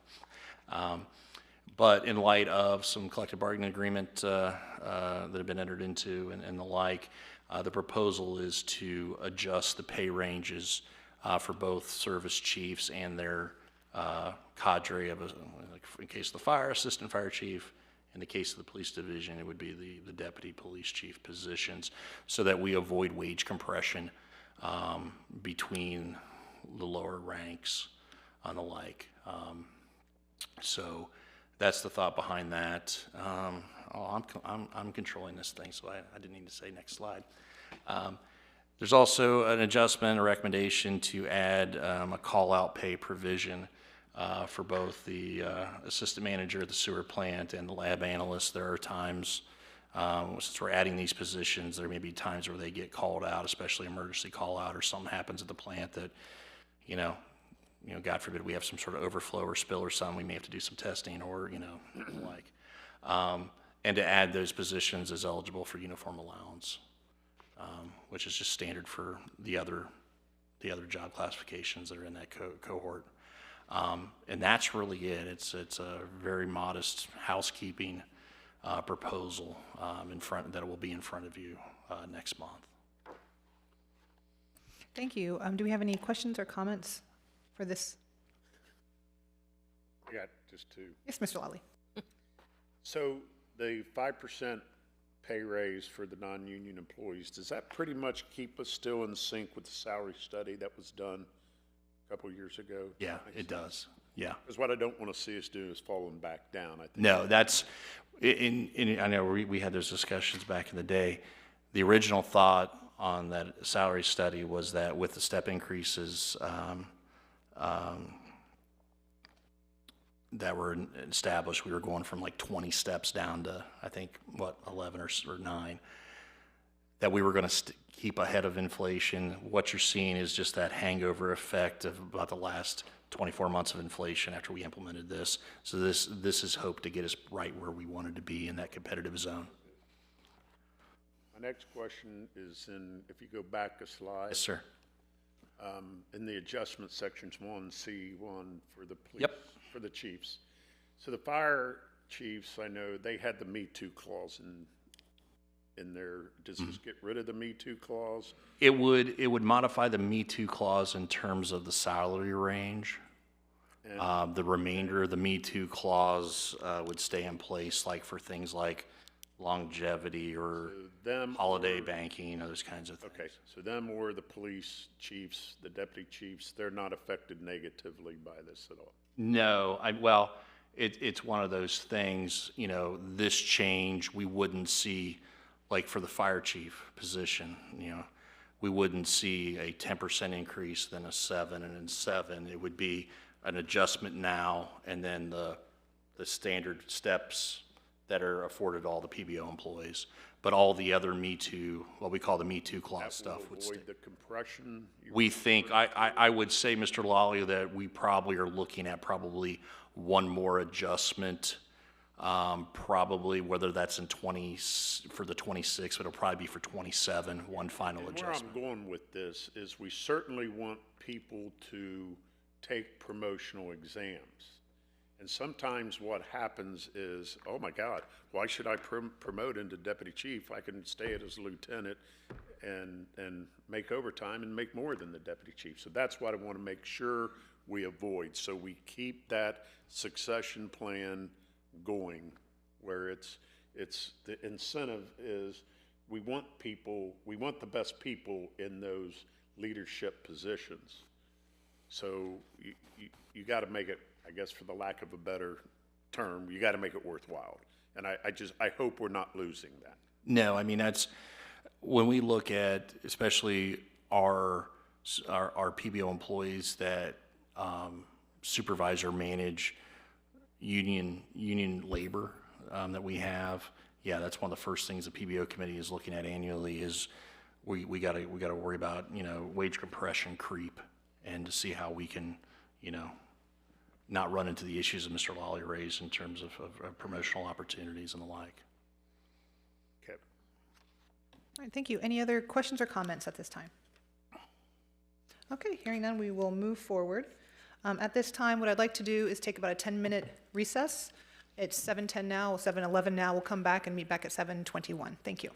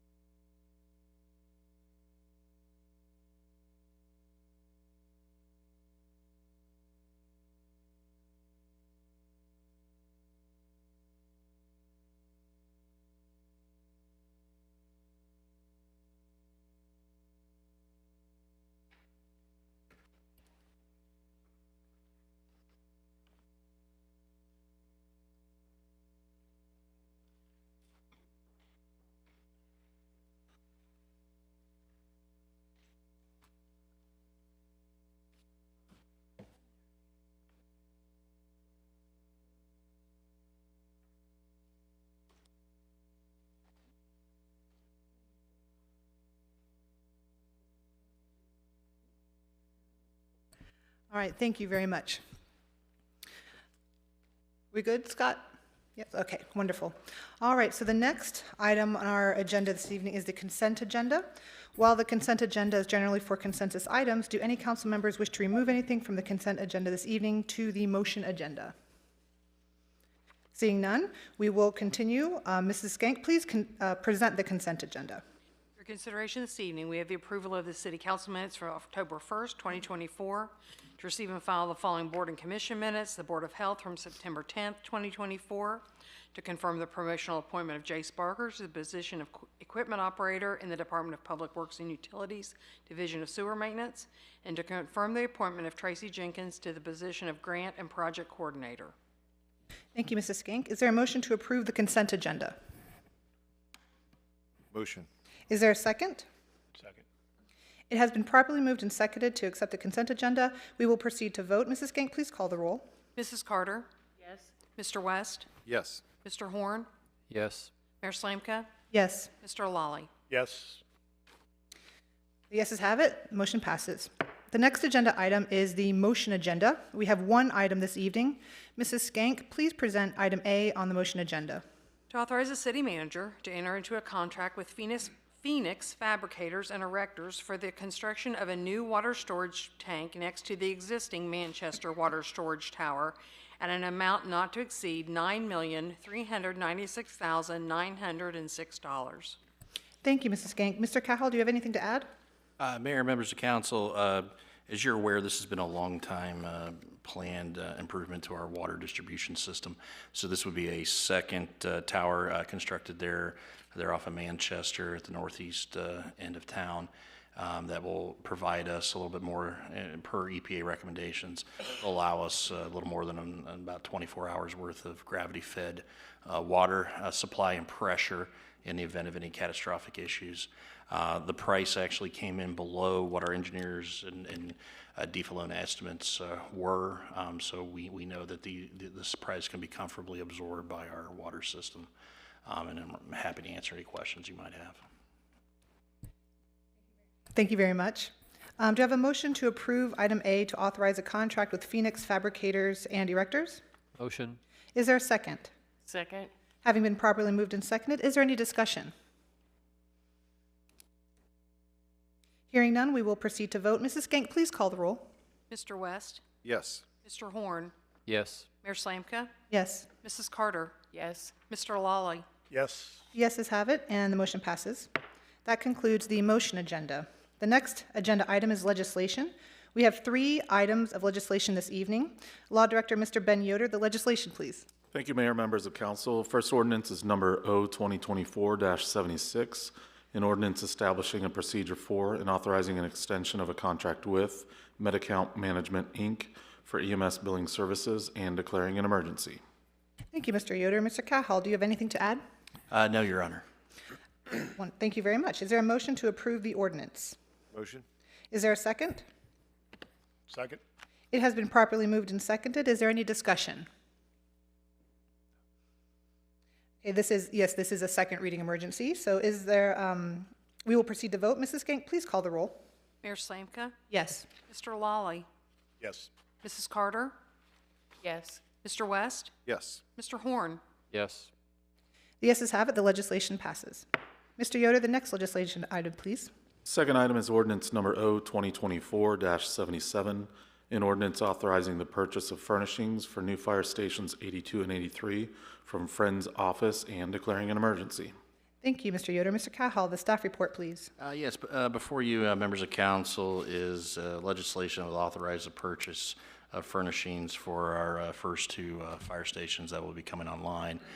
Staff is remiss, actually, we had every intention of having this on the agenda last time as a second reading emergency, and it didn't happen. So here we are tonight, hat in hand, asking for emergency passage, mostly because not only is the vendor needing to hold price, but also we're looking at about a 6 to 8 week lead time for delivery, and we're getting almost that close to the turnover, and the contractor handed us the keys to those 2 firehouses. So we're graciously asking for your approval tonight.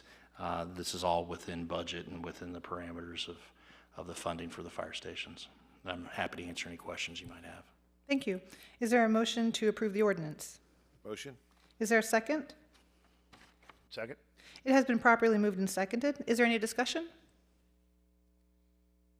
All my questions have been answered, so I will go ahead. Mrs. Skank, please call the roll.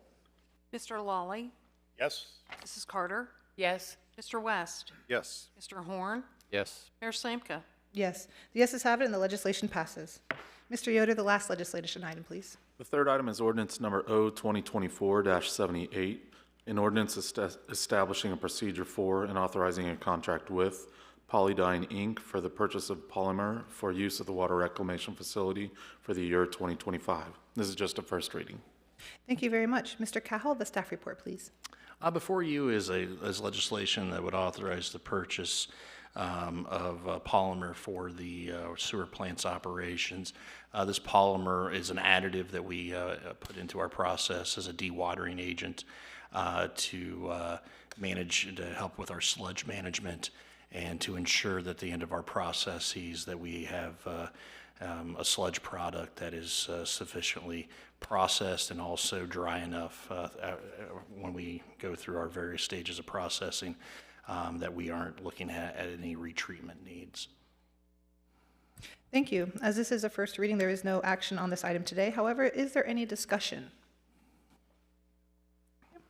Hearing none, that concludes the legislation for the evening. The next item on the agenda is unfinished business. Do any council members have anything they would like to bring up under unfinished business? Mr. Horn? Mr. Yoder, I was at the mandatory meeting today for the request for proposals at the event center for that property. So we're going to receive bids at the end of this month. Do we have that document in hand from Cliffs, that release? We still do not, but I checked as early as this morning. I do anticipate getting it shortly. Okay, because you know what the issue is if we award this and then the deed has to process through, that's not going to work.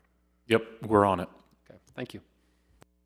Thank you, Mr. Horn. Does any other council member have anything they'd like to bring up under unfinished business? Trail Bridge. We have any more information regarding who's the owners or are things better? Trash is picked up. That's one thing. At least events on the ground have gotten a lot better. We are still trying to make contact with who we believe is the ownership. I had discussions with our assistant law directors recently, I believe Thursday or Friday. We're trying to come up with a game plan as to how best to verify and reach out and get in contact with who we believe is the ownership, who's out of state. And I've personally made phone calls to them, and I guess they're just not that into me. They don't call me back. So we're trying to exhaust our options and see what other ways we can have to see if there is somebody even local that can act as their agent. So. And the young lady that I spoke to you about, Yes, ma'am. the incidents, they're not extreme like they were before. Well, that's good to hear. Right. I'll check with Chief Nelson to see what type of activity we've had in there as well and to see if we can stay on top of that situation. Thank you. Any other unfinished business this evening? Hearing none, we will move on to the next item on our agenda, which is new business. Do any council members have any new business this evening? I would like to bring up the idea of a work session for council to have regarding the budget. So I would kind of like to give us some time to look at the budget in depth, have a conversation, and then staff have some time to make some adjustments if needed. So if that's something that council is amenable to, we can probably fix a date and a time. I know I was thinking maybe, the reason I was thinking next Saturday is because Councilmember Carter and I are going to be out of town at Municipal League next week for 3 days, just to give us some time. We could also do it the following week if that's enough time for staff. Any thoughts on date? 26 works for Mr. Horn. Is your mic on? So the 26th, which you said you want a Saturday, but I'm out of town, the 31st, 1st and 2nd, and then the following is our meeting. Correct. So, So the 26th works for you. correct. Does the 26th work for everyone? I'm out of town. Out of town. Yeah. When do you, so you're, I'll be out the 23rd through the 26th. okay. And Mr. Horn, you said, I'm sorry, forgive me. What dates are you out of town? I'm out of town the Thursday forward, so. Oh, boy. So the 2nd, November 2nd. Is there any way we could meet on a Tuesday, I was thinking maybe, is that too soon, or is that enough time for everybody to go through? 22nd? Yeah, the 22nd of October. Is that enough time for everybody to get in depth with the We'll be out of town. 22nd? That night, we're out of town, correct? So that evening, what time is check-in? 4 for the conference, but we could, I'm not leaving at 7 o'clock to go to Columbus. I understand that. Then we'd have to have it earlier. Yes. Monday, the 21st, that's a possibility. Yeah. Does that work for everybody? Yeah. It won't work for Mrs. Carter. What about the 28th? Or, I'm sorry. Yeah, the 28th or the 29th of the following week. I believe Mr. Horn is out. No, I'm out 31st forward. Oh, okay, yes. Then how about the 29th? Ninth. Or 28th? 28th, we could do. That's a Monday. And we could do it after work. So what's the earliest time you could arrive on a Monday? 5:30. 5:30, does that work for everybody for a work session? Fine. Mr. Lally? Works for me. Works for everybody. I'm a retired guy. Well, you never know. All right, okay, so 5:30, October 28th, to have a work session for budget. And wonderful. Thank you, everybody very much. All right, any other new business from the council members this evening? No? Okay, hearing none, we will proceed to our next item on the agenda, which is an executive session. Do I hear a motion to move to executive session under the authority of ORC 121.22G1 to consider the appointment of a public official, 2, to consider the purchase of property for public purposes, the sale of property at competitive bidding, or the sale of other disposition of unneeded, obsolete, or unfit for use property in accordance with Section 505.10 of the revised code, if premature disclosure of information would give an unfair competitive or bargaining advantage to a person whose personal, private interest is adverse to the general public interest. No member of a public body shall use G2 of this section as a subterfuge for providing covert information to prospective buyers or sellers. A purchase or sale of public property is void if the seller or buyer of the public property has received covert information from a member of the public body that has not been disclosed to the general public in sufficient time for other prospective buyers and sellers to prepare and submit offers. And G3, conferences with an attorney for the public body concerning disputes involving the public body that are the subject of pending or imminent court action. Motion. Thank you. Is there a second? Second. Thank you. Has been properly moved and seconded. To move to executive session, we will proceed to vote. Mrs. Skank, please call the roll. Mr. West? Yes. Mr. Horn? Yes. Mayor Slanka? Yes. Mrs. Carter? Yes. Mr. Lawley? Yes. Thank you. Yes, as have it, the motion passes. We will be returning to open session to adjourn.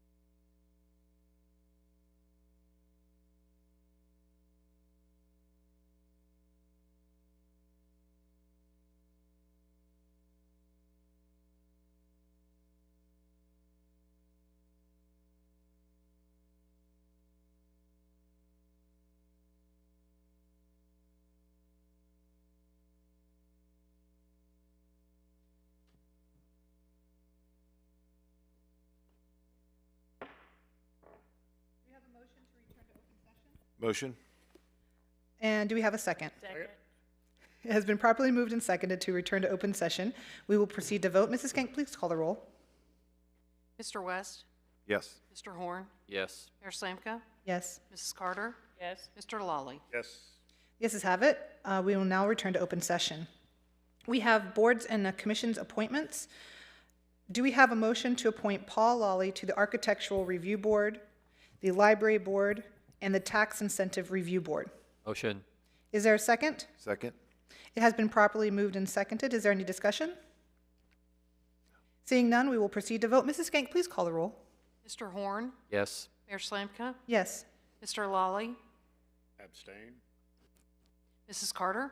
Yes. Mr. West? Yes. The yeses have it, and the motion passes. Thank you very much, Mr. Lally. Do we have a motion to appoint Alton A.J. Mentel Jr. to the Planning Commission seat that is open until the end of the year? Motion. Is there a second? Second? It has been properly moved and seconded. Is there any discussion? Seeing none, we will proceed to vote. Mrs. Skank, please call the roll. Mayor Slanka? Yes.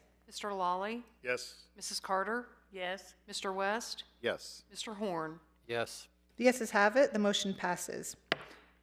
And do we have a motion to appoint Mr. Robert Scott to the Historic Commission for the opening until the end of 2024? Motion? Is there a second? Second. It has been properly moved and seconded. Is there any discussion? Seeing none, we will proceed to vote. Mrs. Skank, please call the roll. Mr. Lawley? Yes. Mrs. Carter? Yes. Mr. West? Yes. Mr. Horn? Yes. Mayor Slanka? Yes, the yeses have it, and the motion passes. Do we have a motion to appoint Gabriel Schonlin to the Historic Commission for the opening until the end of 2026? Motion? Is there a second? Second.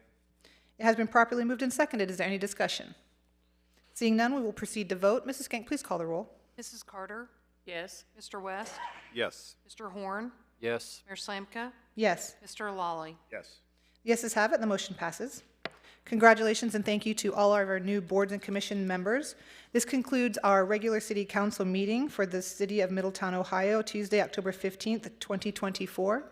At 8:49 p.m., this meeting is adjourned until Tuesday, November 5th, 2024, at 5:30 p.m. in these chambers. I was going to say I'm going to be announcing, right? So until Monday, October 28th at 5:30 p.m. in these chambers for a special meeting of the City Council to discuss the budget. And thank you and good night.